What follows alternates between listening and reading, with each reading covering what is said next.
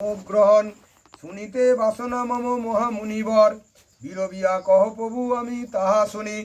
শঙ্খচক্র গদা পদ্ম ধারী জনার্দন, কি হেতু কেমনে জন্ম করিল গ্রহণ। তপ্ত শুনি বারে চিতে বড় বাঞ্ছা মন, দেবকী জঠরে কেন লবিল জনম। বশিষ্ঠ কহিলেন অবহিত হয়ে নিপ করহ শ্রবণ, যেহেতু জন্ম লইল দেব জনার্দন।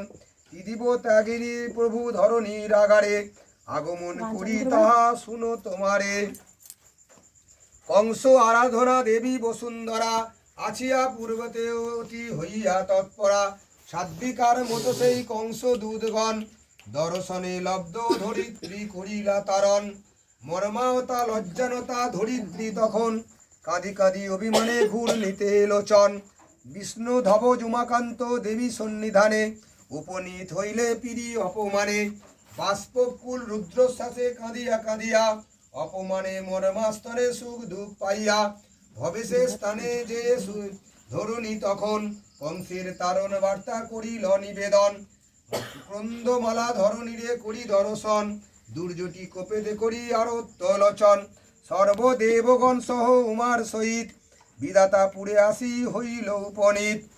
ব্রহ্মারে করিলে তব এ দেবী নীতিলোচন, বিধি শীঘ্র কংস ধ্বংসের কারণ।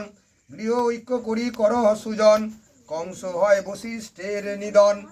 আত্মাবু ফিরিঙ্গি শুনি মহেশ বচন, বিষ্ণু স্থানে যাইবারে করিল আয়োজন। ক্ষীরোদ পয়দ নীরে অনন্ত শয়নে, বৈকুণ্ঠে বিরাজ বিভু যথা রমাসনে। সর্বদেবগণ সহ হংস পৃষ্ঠচারী, উপনীত হইলা যথা বিরয়ে হরি। যাইয়া তথায় হয়ে ধ্যান পরায়ণ, দেব গ্রহণে করে হরি স্তবন। বাগবিধি বিধি ব্রতের বিধাতা, সার্থক বাক্যতে গয়ে হরি গুণগাতা। নব কমলাঙ্গ হরি পরমাত্মা দাতা, লক্ষ্মীকান্ত নম নমতি জগত পাতা। অষ্ট হয়ে নারায়ণ, দেবগণ ক্লীনা নষ্ট করে দর্শন। সুদাতা সর্বেশ্ব সবে করি সম্বোধন, এভাবে কি হেতু সবে হরিল আগমন।